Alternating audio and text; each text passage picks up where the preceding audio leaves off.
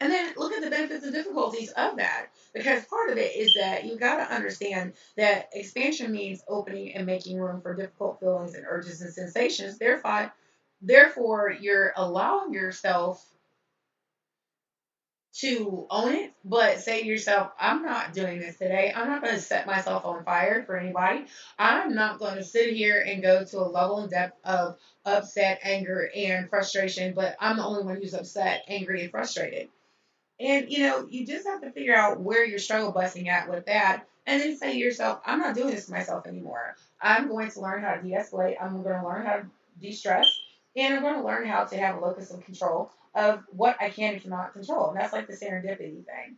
You want to be able to find a way for you to understand that it's important, imperative that self-care goes into that with your de-stress mode and understanding your expansion of figuring it out, expanding that down to self-care and saying to yourself, you know what, when I get stressed, I'm going to go self-care. I'm going to find something that makes me happy.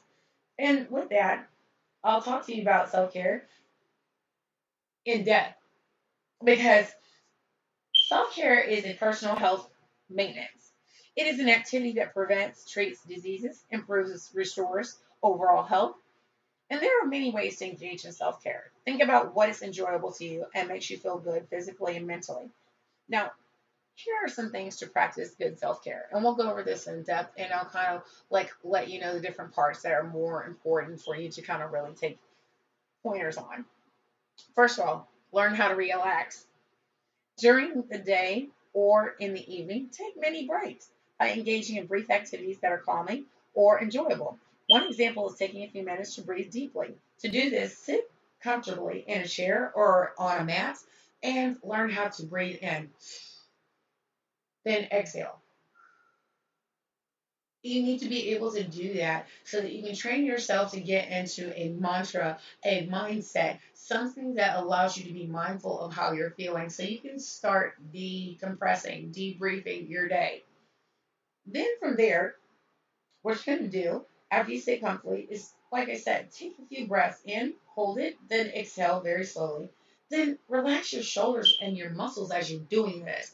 The key reason for doing this is you're limbering up your body so that your body can process any level of stress, but it's flowing freely. It's not bottled up while you're not breathing. Like when we tend to be stressed out or angry, upset, or in a mode of I just am Cujo on steroids, you want to be able to say, and figure out what's stressing me. 3, 2, 1, 1, 2, 3. What is stressing me? Then from there, if you think about it, exercise is another way for you to de-stress. Some of you people are gym rats. And the thing is, there's nothing wrong with being a gym rat because sometimes it will help you to get yourself on. It's kind of like a gerbil. I call them rodents, but they're basically a rat. They're in the rat family. But anyway, you think about a gerbil. You know how it's on a wheel and it's constantly going around, around, around, like a gym rat on the bicycle. So you're going to be on the bicycle and you're going to keep going, keep going, keep going. But your exercise is going to give you that ability to relieve the stress and boost your immune system and mood. And then increasing your physical activity can reduce the negative effects of stress on your body. Like try walking, swimming, yoga, hiking, and dancing. If you're not used to engaging in regular physical activity, start slowly. Because I'm gonna tell you this, not everybody is like one of those people who's got like that fit body from head to toe, and it's easy for them to jump in the gym and not want to fall out the first 5 minutes. You're going to work your way up with a personal trainer or someone who's going to spot you while you're doing this. Because the thing is, you want to be not stressed by exercising, but you don't want your exercise to stress you out. So you've got to work your way up.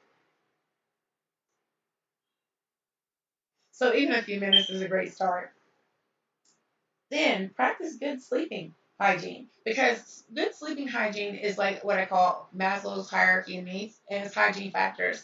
You need to be able to identify the hygiene factors that are going to help you to de-stress mode. So before you go to sleep, turn off your phone, turn off your iPad. You know, uh, Things such as legitimately understanding that sleep helps your body restore energy and use during the day and is necessary to fight illness.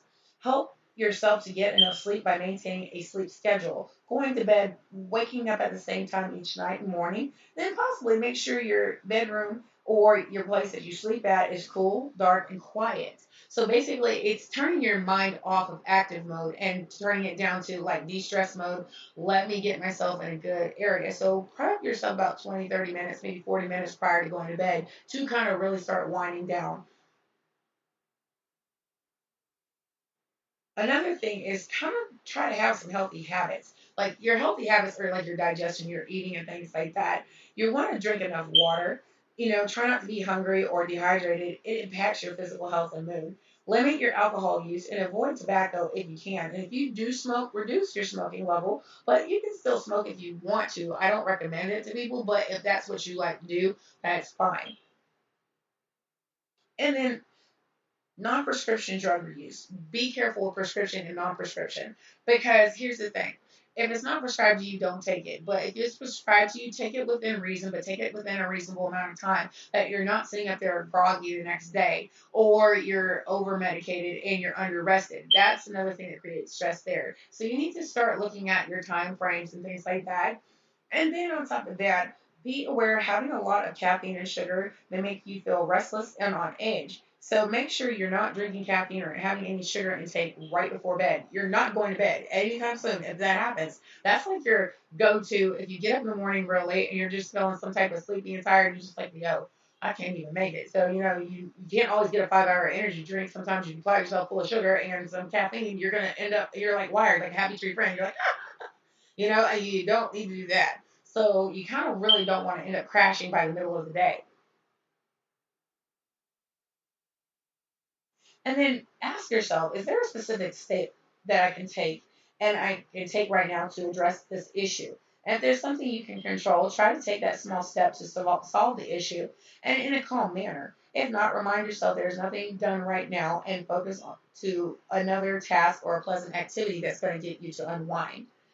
Then also on top of that, make sure you focus on the moment. Be gentle with yourself. Then on top of that, get organized and then find some quiet time during the day. You have to find a way to de-stress mode. And then also start journaling these different things. And the reason why I say that, that's what's going to help you to get hooked from being unhooked into always being stressed out. And part of that is you want to get hooked to de-stressing, but you want to unhook from stressing. So that's more of a clarification for you.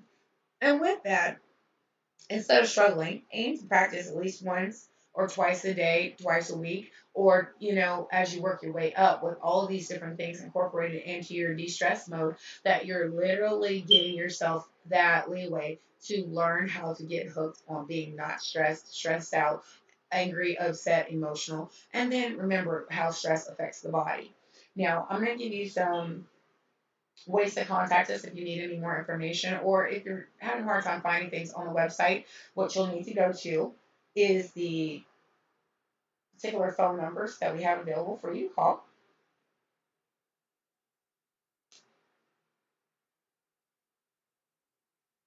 For the local Atlanta area, it's 404-418-5104, or you can definitely call the main line number, which is 866-727-9323.